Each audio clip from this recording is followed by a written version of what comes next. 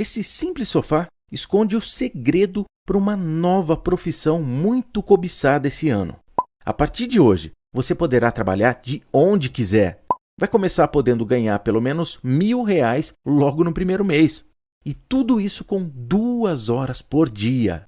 Está nas suas mãos a oportunidade que você tanto buscava para trabalhar de casa e ganhar um bom dinheiro. Mas vamos começar com o assunto aqui, até pra gente ser um pouco didático com o nosso público, né? Tentar fazer uma retrospectiva antes de a gente começar a falar do mercado atual. Se a gente volta um pouco para trás, lá em 2003, que foi quando começou a surgir as fintechs, quais foram as condições que se deram para o surgimento aí desse ecossistema no mercado? Bacana, Diego. A gente teve uma evolução que ela até data de um pouco antes disso, quando a gente olha globalmente, né? A gente, assim, tecnologia sempre acompanhou o mercado financeiro, isso a gente sabe, mas depois que a gente viu o advento da internet, lá em meados dos anos 90, começou-se um movimento muito forte dessas empresas com foco no digital, tentando prover uma experiência diferente para o seu cliente e tentando também entregar produtos e serviços financeiros diferenciados, né? Então a gente teve uma das primeiras fintechs que a gente fala globalmente, um consenso entre os especialistas, foi a PayPal, né? A PayPal surgiu ali no final de 98 e ela queria resolver um problema que era muito básico, né? Assim, a gente tem uma coisa nova chamada internet, como é que a gente transaciona dinheiro aqui nesse negócio novo que acabou de surgir? Então ele endereçou essa dor e a partir daí você foi vendo várias startups, né, esse modelo de startup sendo aplicado para resolver várias dores do mercado financeiro. Empréstimos, investimentos, né? Então foi uma progressão até a gente chegar, né, aqui no Brasil mesmo.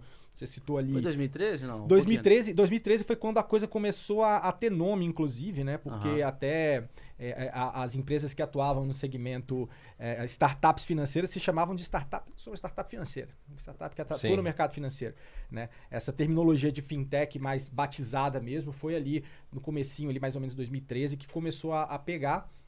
Mas os fatores foram, obviamente, a tecnologia, né? A tecnologia, de todo modo, ela é um meio, ela não é um fim, ela destrava possibilidades. Então, cada vez que a gente tem um avanço tecnológico, a gente vai destravando mais possibilidades de modelos, né? Legal. E, fundamentalmente, também a questão regulatória, né? A gente tem... no mercado financeiro é super regulado. Se a gente não tem algumas regulamentações, você não consegue nem botar o teu negócio para funcionar, né? Então, isso também veio evoluindo e foi um fator muito importante. A percepção do consumidor também é algo que é bastante importante. A gente viu que cada vez mais, no começo, até existia uma certa resistência, um certo medo a se utilizar isso. Mas, à medida que o próprio consumidor ele foi se acostumando com experiências de excelência em diferentes setores, né? Então, ele está ali, por exemplo, ele já é impactado por uma Netflix entregando uma experiência de entretenimento muito acima da média. Né? Spotify, todas as empresas que a gente vê em diferentes setores, Airbnb, Uber. Sim. E ele começa a olhar para o segmento financeiro e questionar por que o meu banco ainda não andou, né? Por que os serviços financeiros ainda não andam? E apareceram várias startups para ocupar esses espaços, essas lacunas que os bancos estavam deixando, né? O efeito positivo de tudo isso é que, com o crescimento disso, os bancos estão tentando correr atrás e acompanhar esse movimento, né? Então, se a gente para ver como é que era a experiência de cerca de 10 anos atrás, do que os bancos entregavam e como isso evoluiu, é por causa da competição, né, gente? Se você não tem um nível de competição ali que te faça movimentar para correr atrás, a coisa continua do jeito que está, né? Então, esses foram alguns fatores, assim, que eu diria que são os principais nessa evolução. E o comportamento, ele já mudou a um ponto que, se você pegar hoje o percentual de operações, isso é um dado da Febraban, inclusive, de operações que foram feitas por canais digitais no ano que passou, foram 66%. De todas as transações aconteceram nos canais digitais dos bancos. Né? Então, quer dizer, a gente sabe que, de um lado, você tem concorrência de fintechs, os bancos têm uma estrutura que ainda é carregada, é pesada, né? É um transatlântico tentando, cheio de gente e cheio de estrutura. Então, aos poucos, para ficar mais leve, ganhar mais condição de competir, eles estão enxugando rede de agências, estão enxugando pessoal, né? Estão focando na área no digital. Então, a gente começa a ver um ajuste aí, até porque as fintechs foram os primeiros competidores mais diretos. A gente está prestes a vir para o mercado que vai ficar cada vez mais amplo, transcendendo as fintechs, né? E é aí que a gente vai poder explorar isso também ao longo do nosso papo aqui. Que da hora. Eu achei engraçado isso, né? Porque você tem alguns movimentos de consolidação e no fim, assim, o que às vezes é um nicho para grandes bancos, um nicho não é rentável. Mas para uma fintech que pegou aquele nicho, é algo super bom. Até que esse nicho começa a ser tão relevante que as pessoas já estão mais acostumadas. Chama atenção. E que aí, oba, ficou grande o pote. E aí que o banco acorda. Porque até então eu tenho certeza que eles sabiam e tinham tecnologia pra fazer. Mas tipo, cara, isso aí é disso aqui, ó, esse tamanho. Exato. Eu já ganho bilhões no ano. Aí ele vai e Vou pega... montar um time. Morde a fintech inteira, dependendo do tamanho. Na verdade, não sei se... Eu lembro, lá das 10, 15 anos atrás, a gente sempre teve um mercado bancário, assim, oligopolizado, né? Eu já falei uma vez aqui, assim, com grandes players. E Uma população desbancarizada, na grande maioria. uma população desbancarizada grande, Até né? hoje, inclusive.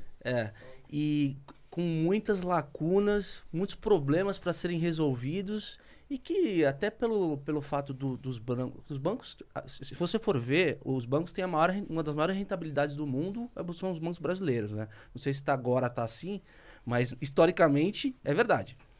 E não se tinha aquele apetite de emprestar e ir atrás do mercado, etc.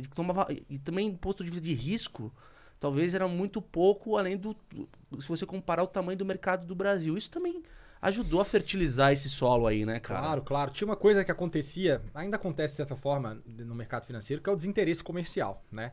Então você vê, os próprios bancos, eles têm, às vezes, dependendo do perfil, durante muito tempo eles não tinham interesse e essa pessoa ela tinha um acesso do básico, né? Então a gente não tem um problema, é uma questão só de desbancarização no Brasil. A gente tem uma questão chamada subbancarização, né? Lá fora tem o termo unbanked, que é o cara que está fora do sistema, e o cara underbanked, que é o cara que está, assim, tudo bem, eu tenho uma conta em banco, mas eu não acesso produto nenhum.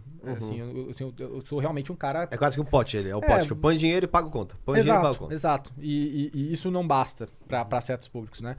Então você começou a ver a entrada de muitas fintechs endereçando esses públicos, sendo mais leves também para atender. E mais do que isso, eu acho que a melhoria, a evolução contínua disso aí, está no fato de conseguir cada vez mais aprimorar a leitura dos dados desse cliente, entender, fazer modelagens de risco cada vez mais assertivas. Teve o episódio, né, inclusive, do Félix, do Will Bank, que mostrou, que falou de fato que a grande carta na manga que eles têm é um jeito de dar crédito para esse público, que eles foram refinando, criaram um modelo, e aquilo ali é algo que diferencia eles nessa briga por esse tipo de pessoal, né? Que esse tipo de pessoas, principalmente na base da pirâmide, né? Pessoal mais simples.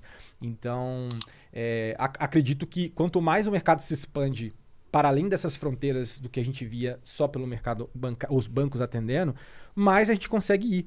Então, assim, as fintechs, né, de uma certa forma, já conseguiram ir além, chegar onde os bancos não chegam. Né? Agora a gente vai ter um outro movimento, né? Já adiantando um pouco, a gente vê hoje que empresas de fora do segmento financeiro já começam a mordiscar, já começam a entrar nesse mercado. Desde grandes gigantes, Magazine Luiza e todas as outras, né? Aliás, um salve pro Murilo, da Nexus. Pô, o pessoal da Nexus, amigos aqui também. Sério? Desde o começo. Que legal. Sim, Ele fazer um papo depois pra falar disso. Murilo conheci ele um tempasso. Legal. Nossa, eu gosto muito dele, cara, Black Bom. Muito bom.